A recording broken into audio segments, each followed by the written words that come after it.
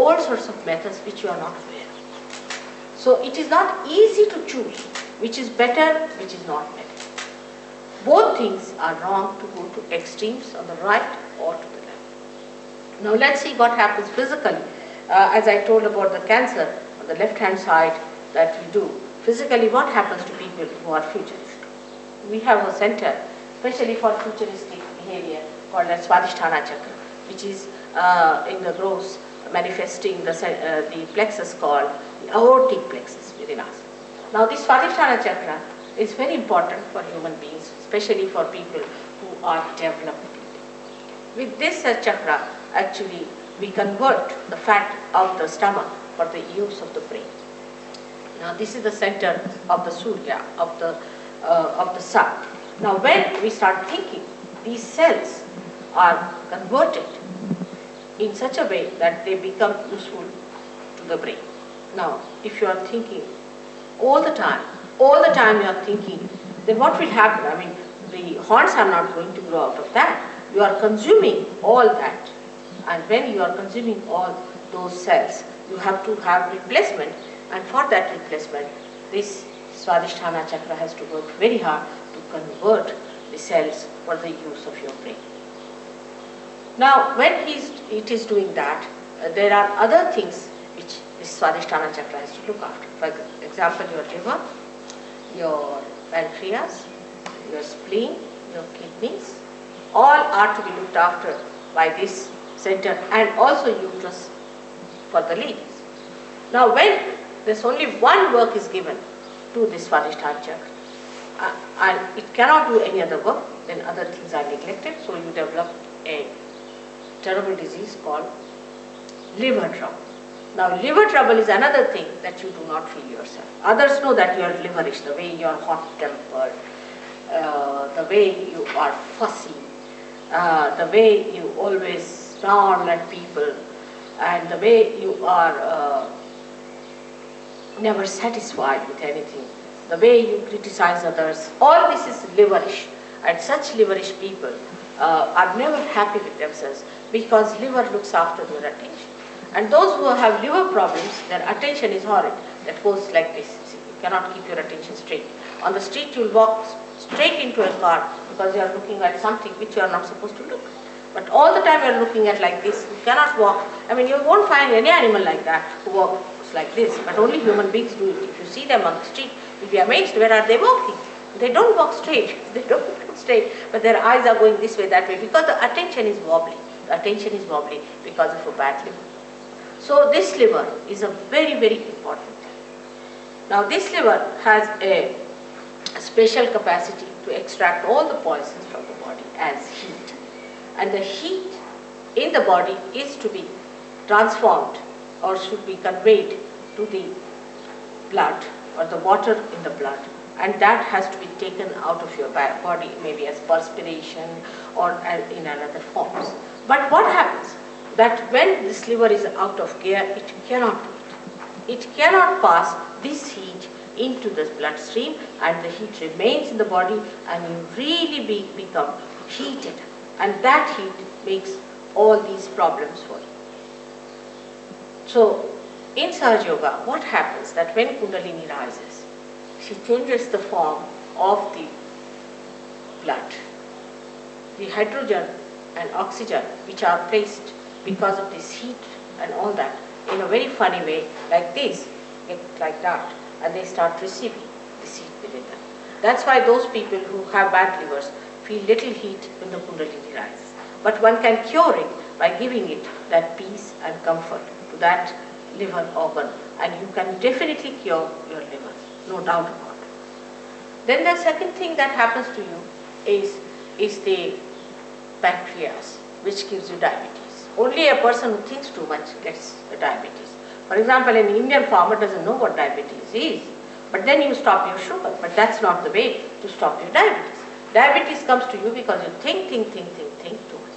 The doctors won't understand this. That's why they say it is incurable. But because they cannot connect thinking with the disease. And this is what happens when you are all the time thinking like mad, then diabetes takes place. And this diabetes is also curable if you get your enlightenment. You can cure also the diabetes of other people, but because this vital power, which is integrated of all these three powers, flows through you, and you can replenish, you can give more to other people who are exhausted of it, and sort of you can fill them up with this power, and you can cure. The third one is the worst of all that happens to people is blood cancer because of spleen. Spleen is one thing very important, that it is the center of peace within us. The one who doesn't have a proper spleen cannot be a peaceful person. Now, it's a very simple thing, but doctors cannot connect it, nor all science-oriented people can connect it to something very, very simple. And the simple thing is that when we eat our food, if we are frantic, we are out to get trouble with the spleen, and we can get blood cancer. Now, if the mother is of that temperament or a father is of that temperament, the children might be born with blood cancer. Now, we will be happy to tell you that in New York, we had a case of blood cancer. And when I was in India, in a village, somebody came and told me that such and such boy is sick. He's only 16 years with blood cancer, and doctors have declared that he's going to die within 2 weeks' time. They always declare, they are good at declaration only. And when this case came to me, I told them that I cannot do anything, I'm in a village, but you can telephone to one of the Saj Yoginis. She was in England, now she's in New York, and she will look after this case. You'll be amazed that the boy was cured completely. He came out of the hospital, he came to see me, and now he's gone back to his studies. I mean, like this we have cured many cases of blood cancer. But here we are not to cure people by any or healing anyone. That's not our job. It happens spontaneously as a byproduct of the Kundalini awakening. Main thing is we have to make you doctors. We have to make you knowledgeable people. We have to make you collectively conscious human beings who have to enter into the kingdom of God to reside there in His peace, bliss, and joy.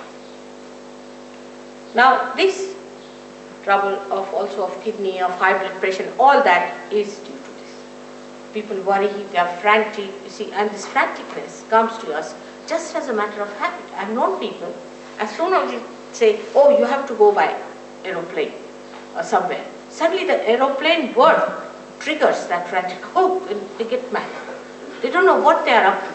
They will forget their passport, they will forget their luggage, they will forget this, that. Frantic. At the airport, if you go, you'll find this left nabi, as we call it, the center is, the spleen was frantic.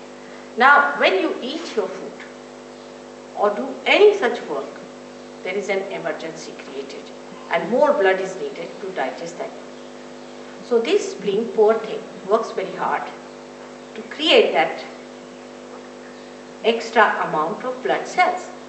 But at the time you are eating, you are also reading a newspaper. That's the worst thing one should do in the morning. Horrible. You read the newspaper, you are eating the food, the spleen goes off because another emergency comes up. Then you get onto your bicycle with a sandwich in the hand, is even worse than that.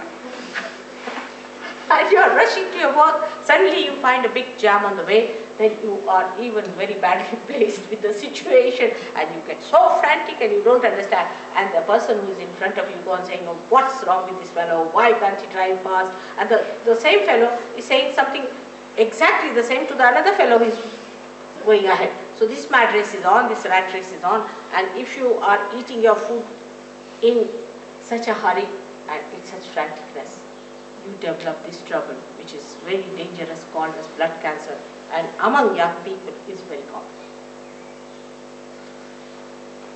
Now, the last and not the least is the trouble of the heart.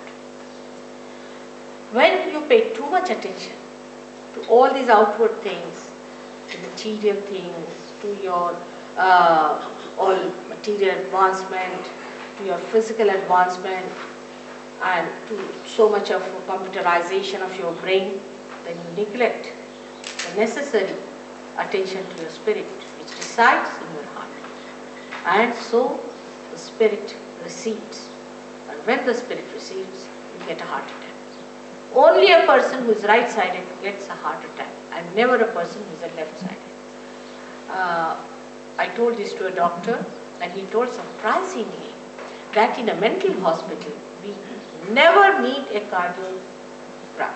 We do not need it. They never get a heart attack. A mad man never gets a heart attack. Surprisingly, a person who is mad is using his heart, his left side, his emotions, and his heart should go out. But no, his brain goes out. Can you imagine? And the one who uses the brain, his heart goes out. This is the balance created by nature in us. See how cleverly the nature is trying to guide us in the center. Don't go to the extremes. Keep to the center. Keep to the center. And then when you are absolutely in the center, then you get your evolution very quickly. So this is the right side that we have, the futuristic side. And as you know, we are all very futuristic by temperament. This futuristicness cannot be cured by telling, oh, now don't think. You cannot do it. You just cannot do it.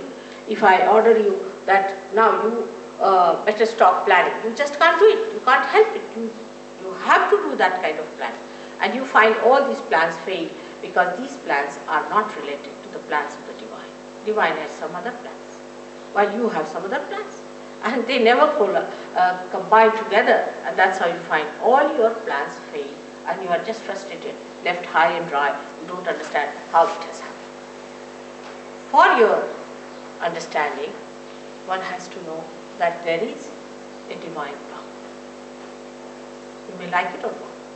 All this living work that is done, millions and millions of flowers which are becoming fruits, a seed becoming a tree, a particular seed becomes a particular tree, all the choices that are made, the whole organized way, the chemical acts, the way the chemistry is made of periodic laws, everything if you see this world is all so well organized, there has to be somebody doing it. So there is a divine power which is surrounding us, no doubt about it. But we have not yet felt it.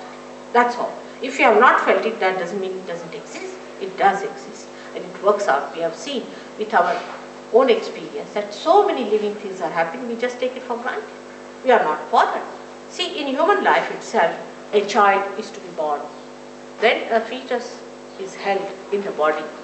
Normally, the law of medical science is this, that anything foreign, if it enters into the body, is thrown out immediately. All the forces are built up to throw it out. But what we find, that when a fetus is built up, the whole system works out to nourish it, to look after it, to really to bother about it. Very carefully, the water is created around it so that it is not disturbed, and every sort of a care is taken by the body to look after the fetus, and when the fetus is ready, it is thrown out. Who does that? Who does that? We must ask these questions to ourselves sometimes. After all, why have we become human beings? What was the need?